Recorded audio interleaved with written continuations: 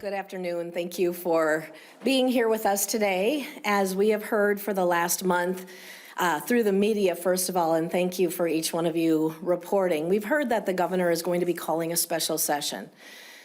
The idea behind that, as he has shared, is due to the tragedy that happened at Annunciation School and Church in that community. And what I'd like to tell you today is, again, as all of you know, the governor is the only person in the state that can call a special session. We are waiting for the governor to do that. I have been in meetings for the last probably 2 weeks on and off, the four leaders and the governor, and we've been in those conversations. And today, our meeting was very brief. We, as you saw in the public, the Democrats had put forward parameters that would have really silenced the voice of the legislature to get work done in a special session. I returned an idea, kind of a broad framework that just reiterates, again, Governor, when you call that special session, as you know, House Republicans will show up. We will be there to work. We are fully invested in the work that needs to happen. We will do that. We also want to give the legislature the full process to hear bills, vet bills, and have them go through the committee process. In the House specifically, we are tied, and so anything that goes through both the committee process or that gets passed off the House floor will need to be bipartisan. We've already done that work throughout this entire year in the legislature, and that would continue even with the topics at hand. That means any member would be able to introduce a bill. They would be referred to committee, and then the committees would take their process. That is what we put forward to the governor today, what I had put forward to him, and just saying we want that legislative process to work. Again, the governor is the only one who can call a special session. We stand ready to fully participate in the legislative process. The legislature is the only body that can pass bills, and then of course the governor could either sign or veto bills. But that's where we stand today. With that, I'm going to turn it over to Leader Harry Niska.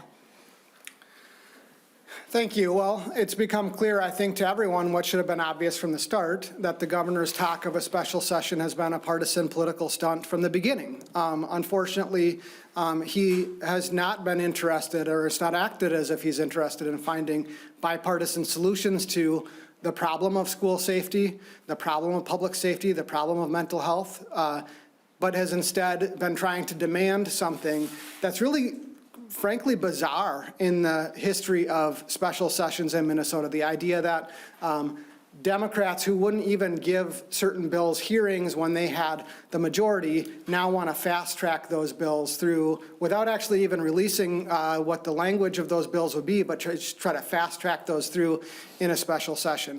Normal special sessions are either things that have broad bipartisan support or things where there's been a legislative process that almost got done before there was a need for a special session. This isn't anything like that.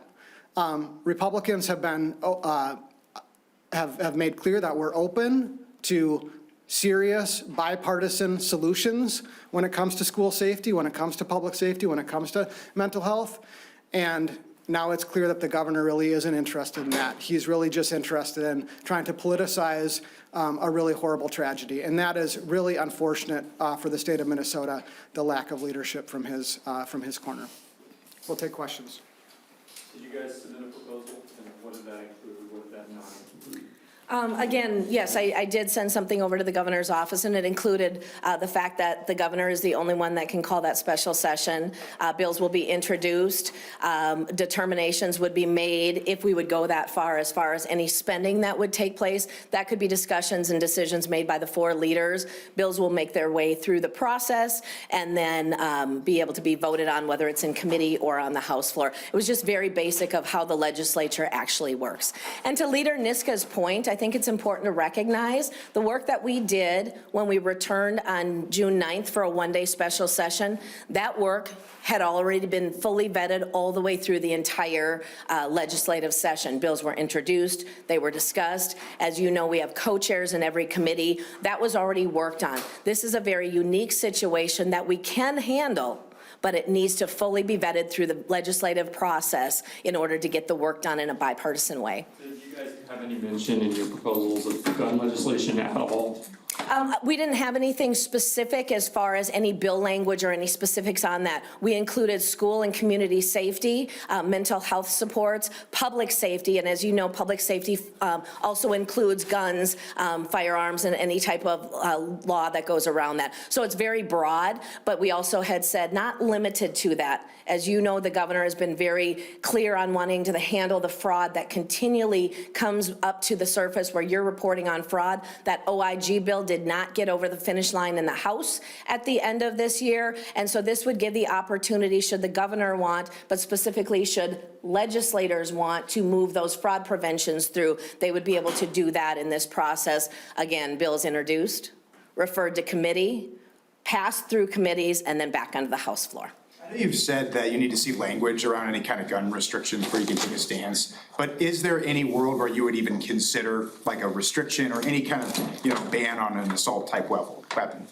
Well, I think what's clear, and what I think the media has been clear in reporting, is that there's not any sort of language along those lines that has majority support in either house, in either the House or the Senate. In fact, from a lot of reporting, it sounds like anything along those lines would have bipartisan opposition in the Senate, which is currently down 2 members already. And so Democrats, I think, would maybe be at 30 or maybe 31 votes in the Senate on whatever configuration of that language is, which I think is why the governor hasn't actually put out any specific proposal that even could be heard or could have hearings about. I think another important thing to remember is, even though bills like that have been introduced, even when Democrats had the majority, they didn't even bother having committee hearings on those bills. So what the governor is asking for is that we just pass bills that A, haven't been written yet, and B, have never had committee hearings,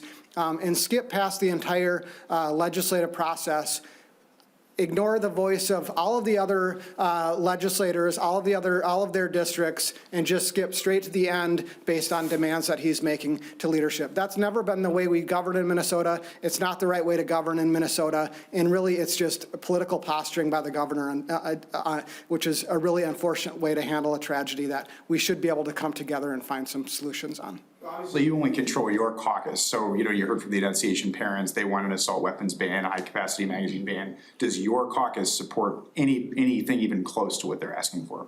I don't think that there are any Republican House votes in favor of those kind of proposals, but it's again, you have to actually have bill language, you have to have hearing on a bill in order to see whether there is some place where those things can come together. But the other states that have done that are A, tied up in legal challenges, and B, haven't really seen results that would suggest that that's a real solution to the problem. Leader Niska, you told one of our reporters that you wouldn't let a bill, an assault weapons bill, even come to the floor. So how can you talk me through how that is transparent in the way that you're asking for? I said I was not going to vote for putting that bill on the floor in the Rules Committee, and I believe I said I hadn't asked the other members of the Rules Committee how they would vote. But I did. But I do think it's unlikely that would come through the Rules Committee. Is your guys' understanding that a special session will be happening at this point with or without your support? Like, is that going to be called? Is that announcement imminent? And if so, how might that work logistically with the makeup of the legislature? So again, the governor is the only one that can call the special session. If he chooses to do that, or when he does, House Republicans will be there. We will not deny quorum in the House. That is something that we will not do. House Republicans show up and we do the hard work for Minnesotans. So if he chooses to call it, or when he chooses to call it, we will be there ready to work. Any other questions? Yes. Just in the outline of the proposal the governor gave, do you see parts where there's a lot of agreement between parties and in other proposals there? You know what, as far as the proposal that made its way out to the media out of a closed-door 4-leader governor meeting, multiple meetings, I think that questions for that should best be directed to them. Sound like the negotiations today deteriorated pretty quickly. Can you talk a little bit about what it was like in the room? Is the vibe still good? You know, again, as I've said multiple times, the fact that we are still talking, that is a good sign. And so we had a meeting today. It was brief, but we were still meeting. And I think that will continue. We have a long year ahead of us. Whether the governor chooses to call us back into a special session, or when we return on February 17th for our regular session, the topics that are at hand are still going to be very much part of discussion. We recognize that. So in no way do I think talks have broken down. I think the governor is really doing his job as governor, the only one that can do that, to try to decide whether or not a special session calling for that is the appropriate thing at this time. Anything else? Yeah, looking at the governor's proposal here, it does sort of look like an all of the above approach, and that's sort of the same language that I've seen out of your caucus as well, but obviously the missing piece here is guns. So why, if all of the above is the way forward, why is guns not part of that? Let me direct you, and I don't have a copy of that in front of me right now, but I'll direct you to the part that talks about only these items. It cuts the legislative committee process out. That is concerning.